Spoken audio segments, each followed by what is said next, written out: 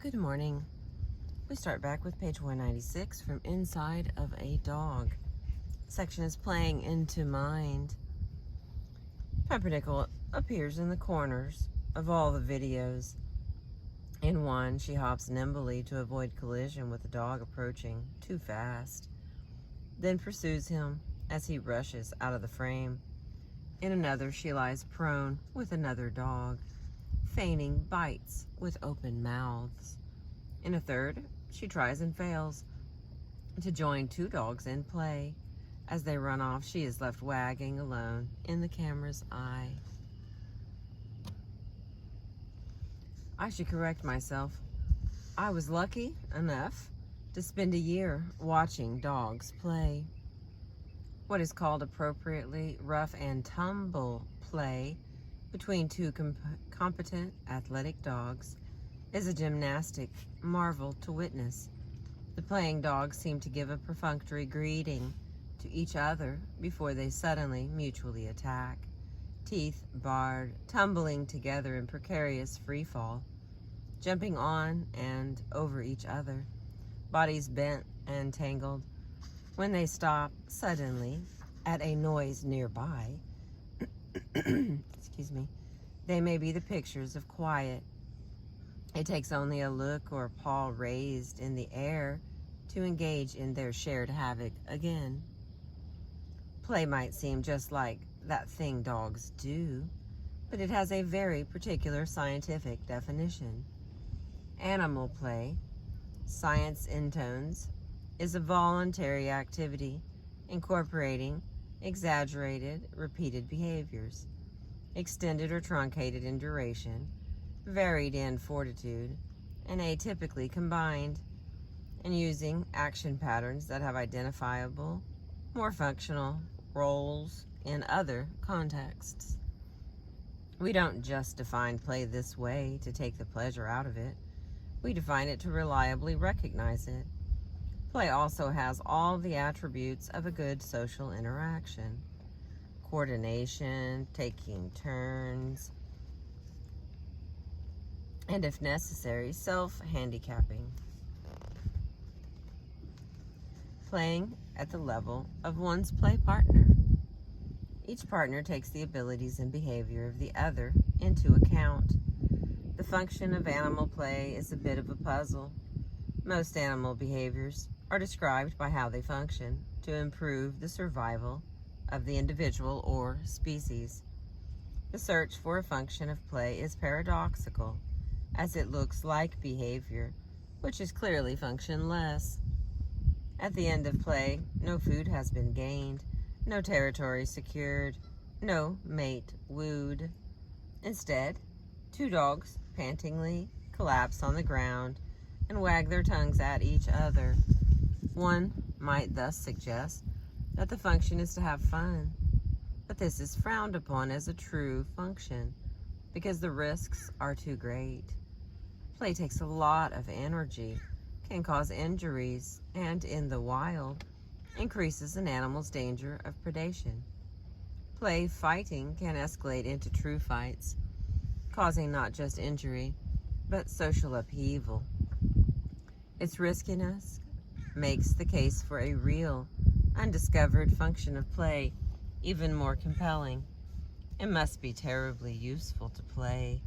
If this behavior survived the evolutionary process, it might serve as practice, a context in which to hone physical and social skills.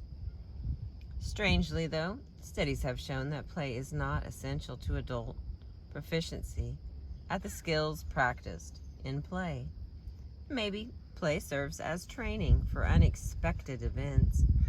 It does seem that volatile and unpredictable play is deliberately sought.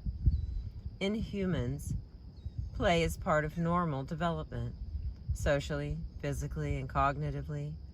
In dogs, it may be the result of having spare energy and time, and owners who live vicariously through their dogs' tumblings. Beautiful sunrise. Play among dogs is particularly interesting because they play more than other canids, including wolves, and they play into adulthood. which is rare for most playing animals, including humans. Although we ritualize play into team sports and solo video game marathons, as sober adults, we rarely spontaneously blindside and tackle our friends, tag them and run, or make faces at each other. The hobbling, slow-moving 15-year-old dog on the block looks warily at the enthusiasm of young puppies approaching him, but even he occasionally play-slaps and bites at a younger dog's leg in play. In my study of dog play, I shadowed dogs with a video camera rolling and controlled and controlled my own delighted laughter at their fun long enough to record bouts of play, from a few seconds to many minutes long. After a few hours of this, the fun stopped. The dogs would get packed into the backs of cars, and I would walk home, reflecting on the day. I'd sit down in front of my computer and play back the videos at an extremely slow rate, slowed enough to see each frame, 30 of which fill a second individually. Only at this speed could I really see what had happened in front of me. What I saw was not a repeat of the scene I'd witnessed at the park. At this speed, I could see the mutual nods that preceded a chase. I saw the head jockeying open-mouth volleys that blurred into unrecognizability in real time. I could count how many bites it takes over the course of 2 seconds before a bitten dog responds. I could count how many seconds it takes for a paused bout to resume. And most important, I could look to see what behaviors dogs do and when. Watching the play deconstructed into these sub-second moments enabled me to record a long catalog of the behaviors of each dog, a transcript of the play. I also noted their postures, their proximity to one another, and which way they were looking at every moment. Then, so deconstructed, the play could be reconstructed to see what behaviors match what postures. In particular, I was interested in 2 kinds of behaviors: play signals and attention getters.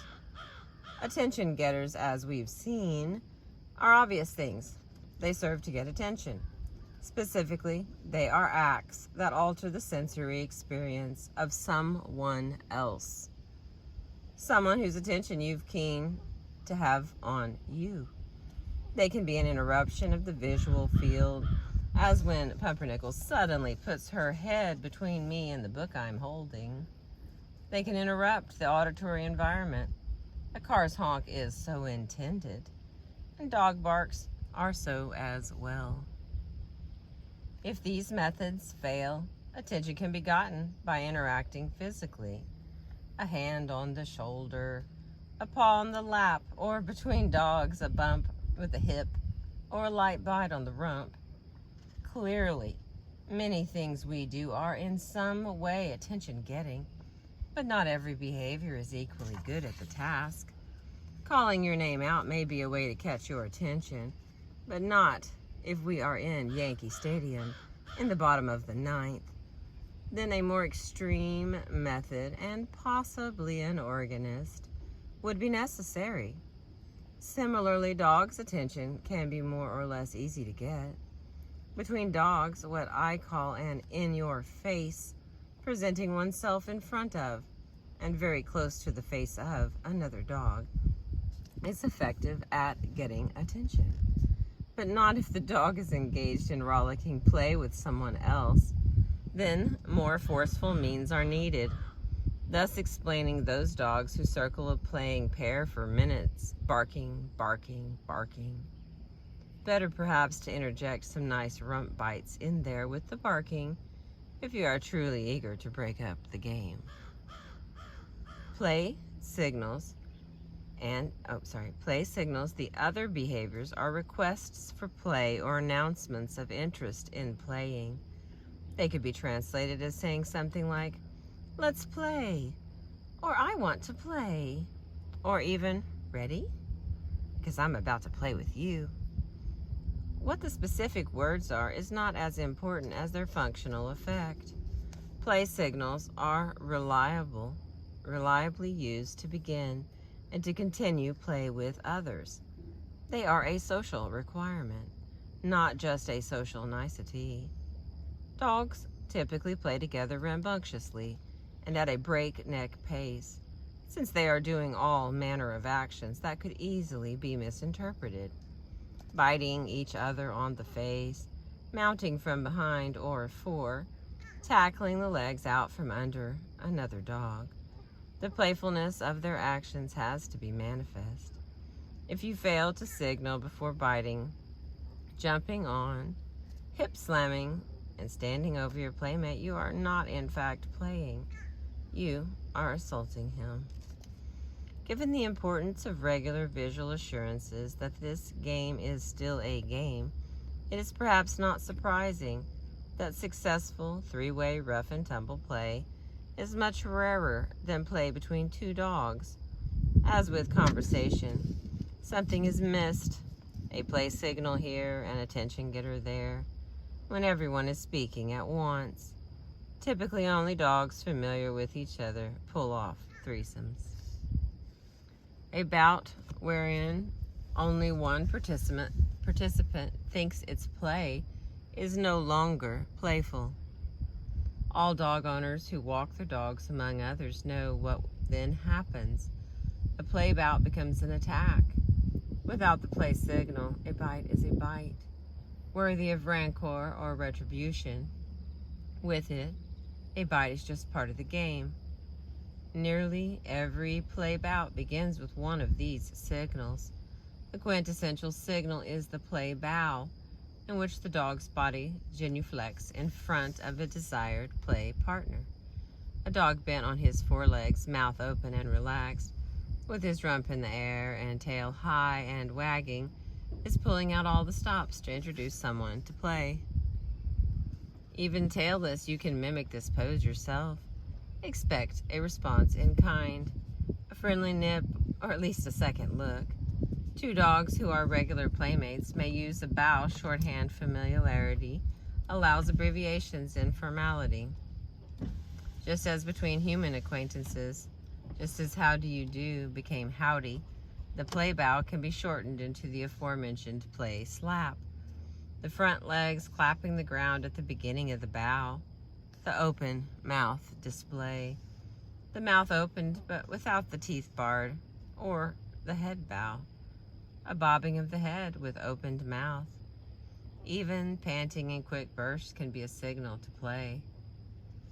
It is how dogs might use these play signal and attention-getting behaviors together that could reveal or refute that dogs have a theory of mind. In just the way the false belief task shows that some children are thinking about what other people know and some are not, one's use of attention in communicating is meaningful.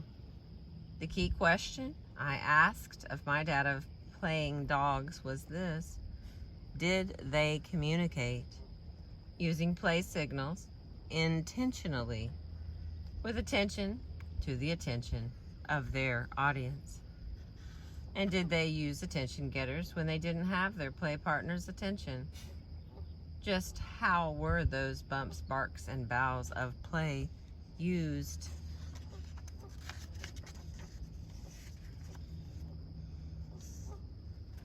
Thank you for listening. We made it to page 202.